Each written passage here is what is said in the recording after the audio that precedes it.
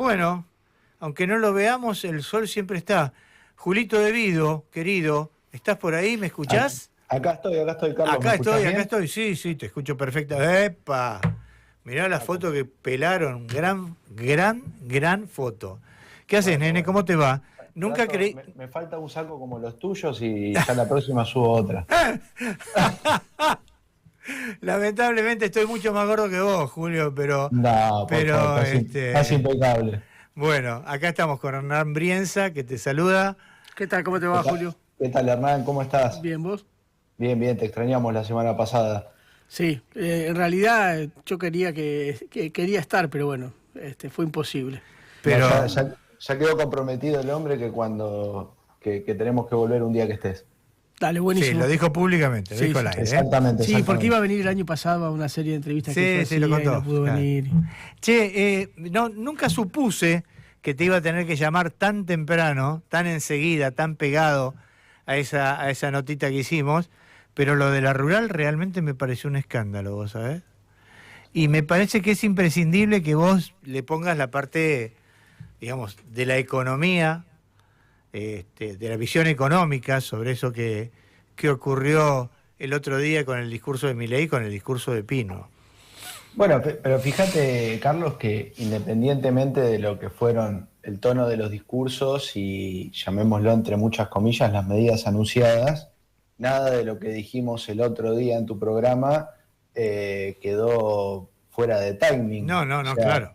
se podrían haber anunciado cosas muy distintas y creo que el análisis no cambiaría mucho. Me Para parece nada. Sí. que quedó claramente como un anuncio de medidas para la tribuna, para cosechar algún que otro aplauso y tener cierto grado de condescendencia con el público allí presente y con el presidente en este caso de la sociedad rural, pero no termina de generar un abordaje de una política agropecuaria industrial, seria, con proyecciones y con un análisis de escenarios futuros como la gente. Fíjate vos, un solo tema que lo comentamos el otro día con vos.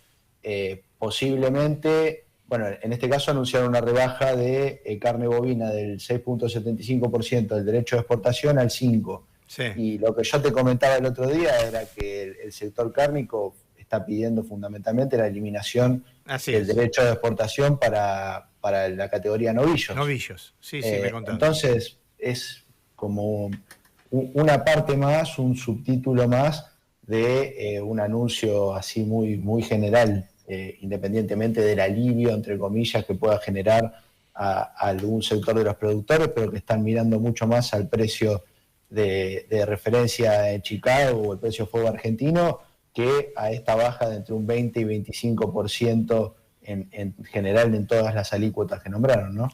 Sí, que en general además las habían aumentado en julio a la mayoría, con lo que es, yo decía recién con Hernán, parece un Black Friday, ¿viste? Te aumentan una semana antes y después te lo rebajan y te lo venden rebajado.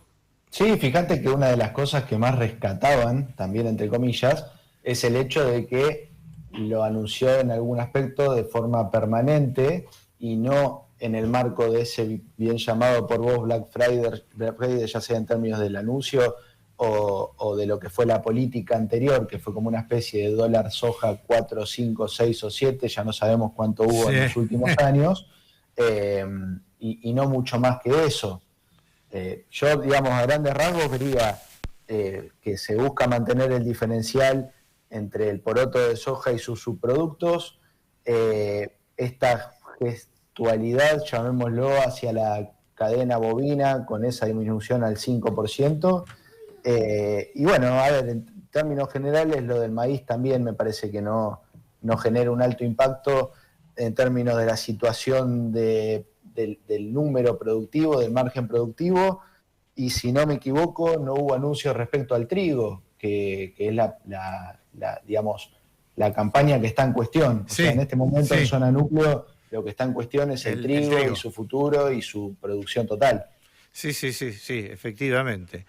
Pero además lo vi al presidente de la Rural más preocupado por la cuestión política que por la cuestión, las retenciones, ¿no? Puso más énfasis en en el apoyo que brindaba la rural a la detención de Cristina que a las medidas económicas. Sí, bueno, también creo que lo hablábamos el otro día. Sí, La sociedad rural tiene un rol mucho más de lobista activo que de representación de productores. De las 4 entidades que conforman la mesa de enlace, llamémoslo, lo que se conformó como la mesa de enlace, es la que menos socios tiene alrededor de 8.000 socios, 9.000 socios, y el resto de las 3 entidades tiene más de 100.000. Claro. Entonces, tiene una representación dada por poder económico, por gravitación en Sí. el ambiente de poder y no del productor en particular. Y por historia, porque recién hablábamos con Alejandro Tarruela, que hizo un libro sobre la historia de la rural, digamos, y es la oligarquía ganadera, ¿no? Es la oligarquía... Sí, fue mutando, digamos, con el pasar de los años y de la configuración del sector agropecuario, fue mutando. Vos fijate que hay algo interesante en el marco de la historia de la sociedad rural, que es cómo el presidente fue virando entre el representante de los criadores bovinos y de los invernadores bovinos, en función a cuál de estos dos sectores tenía más poder económico, en función a las distintas variables que caracterizan al sector, en los distintos momentos de la historia. Entonces, y ahora no es una cosa ni la otra. Los pools de siembra juegan también, ¿no? Nicolás Pino es cabañero, pero me parece que no pasa por ahí. ¿Viste cómo pasan distintas organizaciones o entidades gremiales, llamémoslo, inclusive hasta industriales, que el presidente no es un industrial, sino que se caracterizan por ser buenos o malos lobistas? Sí. Julio, a lo largo de estos cambios sociales que hay hacia el interior de la sociedad rural, lo que no cambió nunca fue la ideología, ¿no? Y nunca cambió el tipo de negocios políticos que hacen. No, tal cual, Hernán. Y también al fin y al cabo, en realidad te abro la pregunta. ¿O sí cambió en algún aspecto su conducta ideológica y política? Mirá, podemos encontrar cierta transversalidad por lo menos en nuestra última era democrática en función a lo que fue sucediendo. A ver, desde las decisiones de Néstor y Cristina de no asistir a ningún discurso en la exposición rural hasta cuando le insultaron a Alfonsín. Entonces, digamos, yo creo que lo que lamentablemente veo es que cada vez hay menos espacio para generar el marco de una discusión de política agropecuaria en serio. Claro. Ya sea por las declaraciones del presidente de la sociedad rural o del presidente Milei, o los eventos que hablábamos, creo, un poquito más en off con Carlos el otro día, derivados de cómo quedó también la relación entre el peronismo y el sector agropecuario a partir de la resolución 125 y sus consecuencias.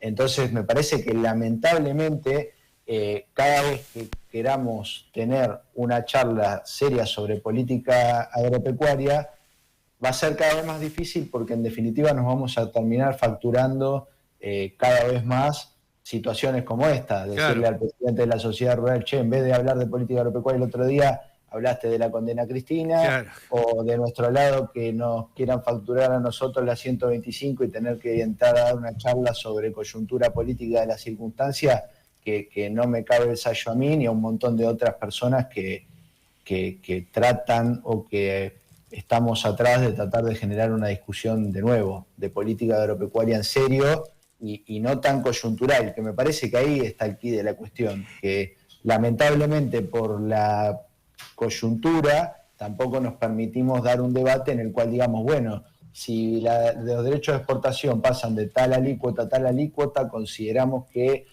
vamos a tener una expectativa de producción tal. No, ni siquiera, porque aunque el presidente haya dicho que son permanentes estos cambios, el productor mismo sabe que eso no es así. Que no es así, ha perdido la credibilidad en ese sentido. Claro, pero perdón. Sí, hasta hace unas semanas la muchachada de la sociedad rural y el sector del campo estaba muy enojado con Milei y han perdido los niveles de ganancia que tenían hace décadas. ¿Por qué se renovó este amor de la presentación de la sociedad rural? Sí, a ver, Hernán, yo creo que un poco ya conocemos cómo es la dinámica del sector en términos de de apoyos, disgustos y reclamos. O sea, yo creo que si en un mes hablamos de nuevo o en 2 meses hablamos de nuevo, seguramente ya vamos a estar viendo pedidos del sector por una actualización cambiaria, por una nueva rebaja de derechos de exportación. Entonces, es lo que decíamos al principio, es una tribuneada y creo que fundamentalmente no tenemos que dejar llevarnos por el análisis de los ánimos y los humores de la tribuna de Palermo. Es una tribuneada de coyuntura preelectoral, digamos. No, sí, ni hablar, es buscar renovar algún grado de expectativa en un sector al que no sé si considerarán estratégico o no en pos de lo que va a pasar en septiembre y en octubre. Pero bueno, me parece que desde este lado, llamémoslo, hay que redoblar esfuerzos en pos de, nuevamente, generar un cambio de expectativa y de tendencia y de humor en pos de plantear y presentar un proyecto estratégico para el sector agropecuario y que fundamentalmente quienes sean electos representantes, ya sea en esta situación, en las elecciones legislativas, como en el futuro, pase lo que pase con el Ejecutivo, tenga un grado de compromiso con poder cumplir ese programa, o por lo menos que se pueda dar la discusión desde otro lugar y con otro grado de certeza. Julito, ¿está cuantificado o sea, cuánto le va a salir al gobierno estos recortes? ¿Cuánto va a perder en términos de recaudación? Entre 0,1 y 0,2% del PBI es un poco el consenso que hay. Digamos, el más optimista habla de un 0,1% del PBI, que más o menos entiendo que estamos cerca de los 600 millones de dólares, y 0,2 y 1.000 millones de dólares, llamémoslo, en ese rango. Porque aparte, bueno, es lo que te decía antes, Carlos, el problema es que no se puede plantear o proyectar un escenario en el cual esta rebaja conlleve un aumento en la productividad. Claro, claro. Porque difícilmente el tomador de decisión respecto a realizar lo que va a ser, en este caso, supongamos, la siembra de soja entre septiembre-octubre y diciembre-enero, va a decir, no, bajaron las retenciones, así que voy a sembrar más. Claro. El tipo va a ver el precio relativo del producto en el mercado internacional, claro. Cómo está su estructura de costos, y en función a eso es que va a decidir si va a sembrar más o menos. Sí, claro. Sí, bueno, esta es la lógica de todo el empresariado, ¿no? Tal cual. De la misma manera, es dicen, como una parte más. las rebajas de impuestos van a hacer que los empresarios produzcan más. En ningún lugar te dice que eso va a ocurrir. Es mucho más fácil que ese dinero sea dinero que parta hacia alguna cuenta al exterior, que se vuelque a la producción, ¿no? No, es así, es una... por más que sean ciclos productivos cortos, los de prácticamente todos los ítems que hablamos en términos de la rebaja de derechos de exportación, salvo el ciclo productivo de un novillo, por decirlo de alguna forma, son decisiones de inversión que se tienen que consolidar en el tiempo. O sea, el productor posiblemente ya tenga planificada al menos la campaña de soja que sin se duda, seguro. Por el tema de compra de insumos, etcétera, etcétera. El que está más modernizado, más avanzado y más financierizado puede inclusive hasta ya tener vendida lo que va a ser su cosecha a partir de abril del año que viene, con lo que son los mercados del futuro, etcétera, etcétera. Pero lo que más se tiene que consolidar, en definitiva, es que el tipo seguramente no crea que esta rebaja de retenciones sea permanente. No, es que no lo va a creer. Va a decir, si yo el año pasado sembré X cantidad de hectáreas, gané o perdí tanta plata, voy a hacer lo mismo. No tiene ningún aliciente, digamos, para sembrar más en el marco de su estructura productiva, de su pool productivo, de lo que sea. Es así.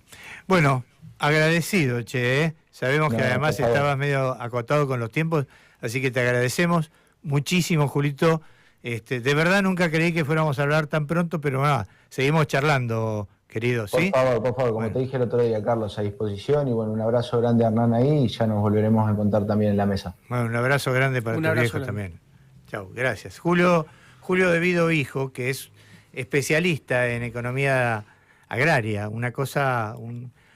una materia poco estudiada, digamos. Poco estudiada, ¿no?, por el peronismo. Poco estudiada por el peronismo. Sí, no, pero lo digo no solamente irónicamente, sino también como una necesidad de un movimiento nacional y popular que no tiene buena llegada a los tenedores de la tierra en la Argentina, ¿no? Y bueno, que es tan necesario tener ese vínculo, ¿no? ¿Valdría alguna vez la pena que revisáramos esa parte de la historia del peronismo cuando Perón de alguna manera flexibilizó la posibilidad de acceder a la tierra de un montón de gente que hasta ese momento arrendaba o hacía? Sí.